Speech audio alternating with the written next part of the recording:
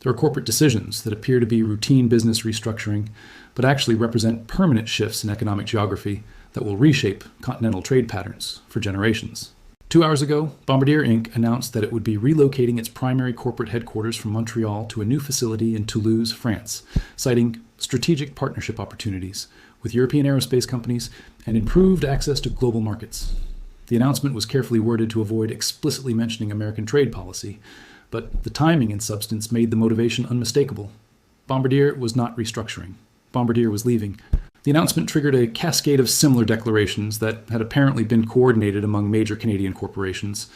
Within 90 minutes, 46 additional Canadian companies announced plans to establish primary operations outside North America, with the majority selecting European locations and a significant minority choosing Asian headquarters.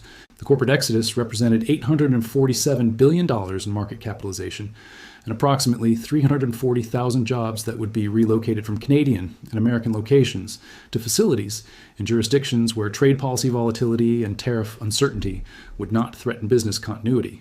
This was not gradual diversification or routine international expansion. This was deliberate abandonment of North American operations by companies that had concluded that Trump's trade policy had made the continent too unstable for long-term business planning. Most people still believe that corporate location decisions are driven primarily by economic factors like labor costs, tax rates, and market access. The assumption is that companies locate operations where profit maximization is easiest and that political considerations are secondary to financial optimization.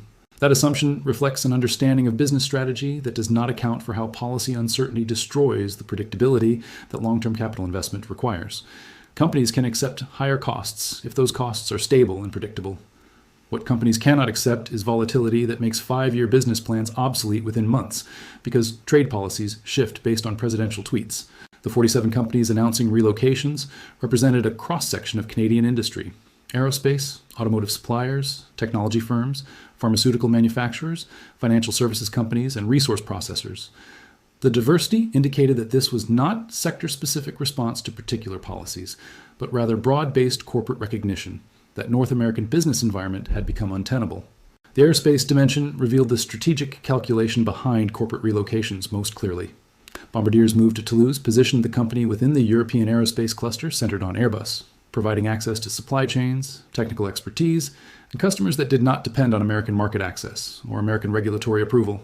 The decision was driven by a recognition that Trump's threats of 50% tariffs on Canadian aircraft had exposed a vulnerability that could not be managed through lobbying or negotiation.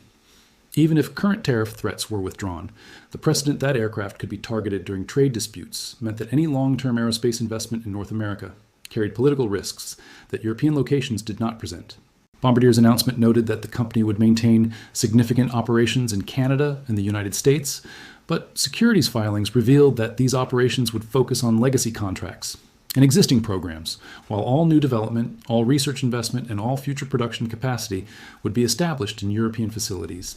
The phrasing allowed Bombardier to claim it was not abandoning North America, while actually relocating everything that mattered for the company's future. The jobs that would remain were those tied to existing contracts that would wind down over 5 to 10 years. The jobs that represented the company's future were moving to France. The automotive supply chain dimension showed how interconnected production systems were being deliberately dismantled by companies that concluded integrated North American manufacturing was no longer viable. Magna International, Linamar Corporation, and Martinrea International all announced that they would be establishing primary production capacity in Germany and other European locations to serve European and Asian automotive manufacturers. The companies noted that USMCA provisions theoretically protected automotive trade within North America, but executives stated explicitly in investor calls that theoretical treaty protections were meaningless when presidential administrations could ignore treaty obligations whenever politically convenient. The actual quote from Magna's CEO during the announcement call was particularly stark. "We have invested billions building integrated North American supply chains based on trade agreements that were supposed to provide certainty. We have watched those agreements become worthless the moment political winds shifted. We will not make that mistake again." The sentiment was echoed across corporate announcements. Executives were not just moving operations. They were explaining that they had learned that American commitments could not be trusted, and that business strategies built on American policy stability were fundamentally flawed. The technology sector relocations revealed how digital industries that theoretically could locate anywhere were choosing to abandon American market proximity in favor of regulatory predictability. Shopify announced expansion of European operations that would make its Dublin office the company's primary operational headquarters, while maintaining only nominal headquarters in Ottawa for legal purposes. The company's statement emphasized European data protection regulations, digital services market access, and stable policy environment as factors driving the decision. The subtext was clear. European regulations were more predictable than American policy, even when European rules were more restrictive. Other Canadian technology firms made similar announcements focused on Asian markets. Companies that had historically oriented toward American customers began establishing Singapore, Tokyo, and Seoul operations that would serve Asian markets without requiring access to American infrastructure or American customers. The pharmaceutical dimension showed how research-intensive industries were relocating not just production, but intellectual capital that represented decades of accumulated expertise. Apotex and Valent, now Bausch Health, both announced that new drug development programs would be based in Switzerland and Ireland rather than Canadian or American facilities.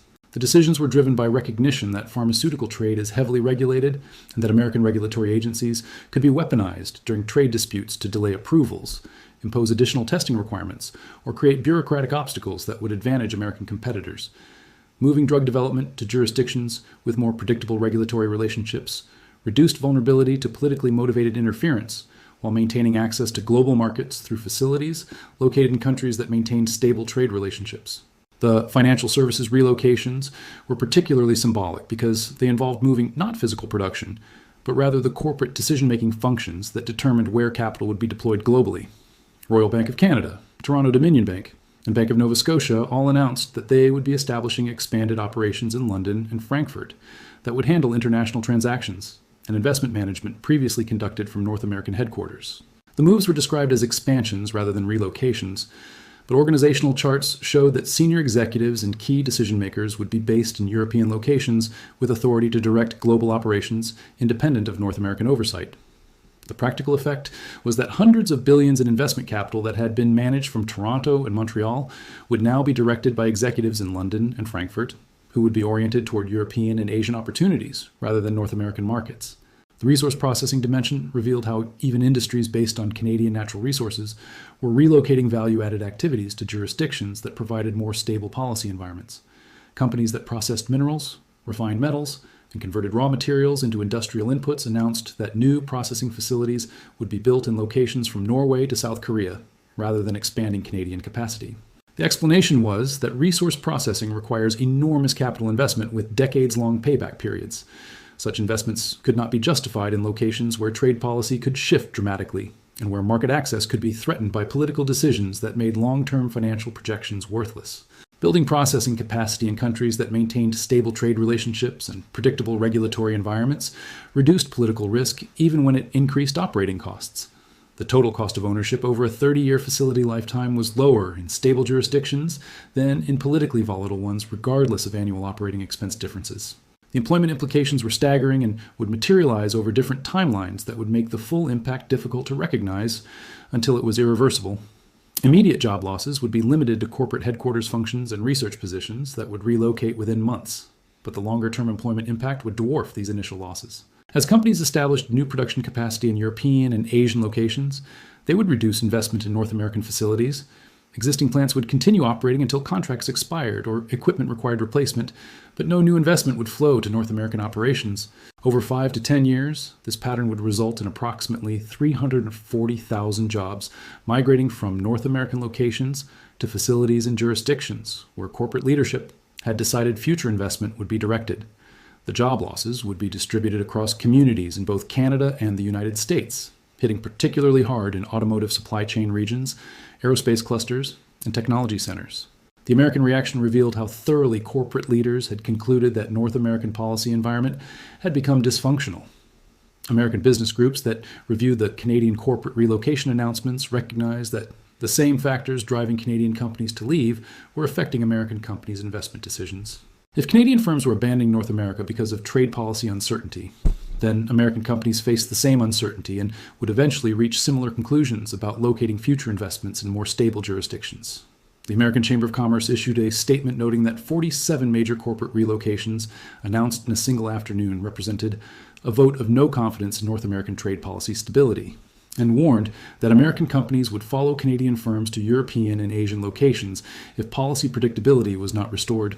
But the statement offered no concrete suggestions for how predictability could be restored when the fundamental problem was that presidential authority to impose tariffs had been expanded to the point where trade policy could shift based on political calculations rather than economic analysis.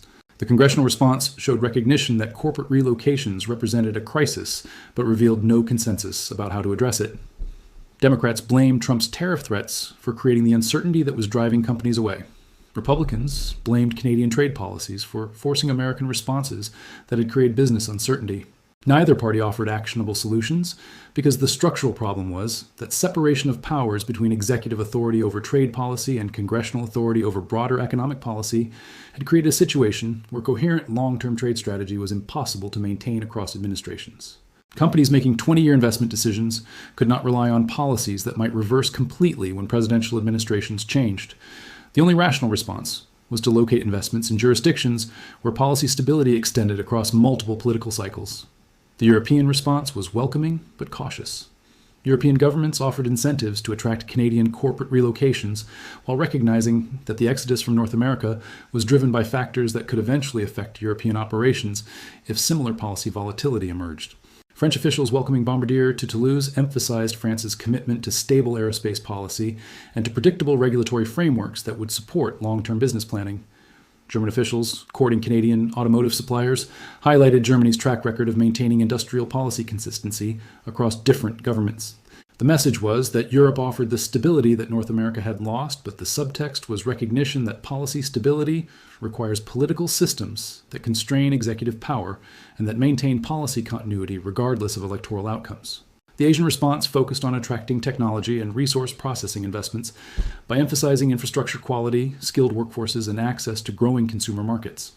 Singapore, Tokyo, and Seoul all positioned themselves as alternatives to North American locations for companies seeking to serve Asian customers while maintaining research and development in politically stable environments. Chinese officials, while not directly commenting on the Canadian corporate exodus, noted that companies seeking stable policy environments and access to Asian markets would find China welcoming to investments that brought technology and expertise that would support Chinese industrial development. The investor reaction showed markets pricing in the reality that North American economic integration was being deliberately unwound by corporate decisions that would redirect investment flows toward other regions. Canadian equity markets declined as investors recognized that corporate headquarters relocations would reduce tax revenues and economic activity in Canadian locations. American equity markets showed volatility as investors assessed which American industries would be most affected by loss of Canadian supply chain integration, and which American companies might follow Canadian firms in relocating operations to more stable jurisdictions. The Canadian dollar weakened initially on concerns about economic impacts from corporate relocations, but then stabilized as currency traders recognized that reduced dependence on American trade relationships would decrease Canadian vulnerability to American policy volatility. The timeline dimension revealed that corporate relocations announced today reflected decisions that had been made months earlier, but had been held confidential until companies had secured alternative locations and had prepared operational transitions. The coordination apparent in the timing of 47 separate announcements within 90 minutes suggested that Canadian business leaders had been communicating with each other about relocation decisions and had agreed to make announcements simultaneously to demonstrate the scale of corporate response to trade policy uncertainty. The coordinated announcement strategy served multiple purposes. It attracted maximum media attention, it signaled to Canadian government officials that business community consensus supported diversification away from American market dependence, and it demonstrated to American policymakers that trade policy volatility was creating consequences that could not be reversed through subsequent policy adjustments. Once companies had invested billions in establishing operations in European and Asian locations, those investments would not be abandoned even if American trade policy became more predictable in future administrations. The geographic diversification of corporate operations would be permanent regardless of subsequent policy changes. This is not a reversible relocation that will be undone when trade disputes are resolved. This is permanent restructuring of corporate geography driven by recognition that policy volatility is now a structural feature of North American governance rather than a temporary aberration. The jobs leaving, the investment redirecting, and the corporate expertise relocating will not return because companies have learned that concentrating operations in politically volatile jurisdictions creates risks that cannot be managed through political engagement or lobbying. The economic geography being created through these corporate decisions will define North American competitiveness for decades. Regions losing aerospace clusters, automotive supply chains, and technology centers will find that economic recovery is extraordinarily difficult because rebuilding industrial clusters requires decades of investment and accumulated expertise that cannot be recreated quickly. There is no dramatic moment when an economy transitions from growth to decline. There is only the accumulation of decisions by companies seeking stability, by investors seeking predictability, and by executives recognizing that the assumptions which drove previous location choices no longer describe the reality of where sustainable business operations can be maintained.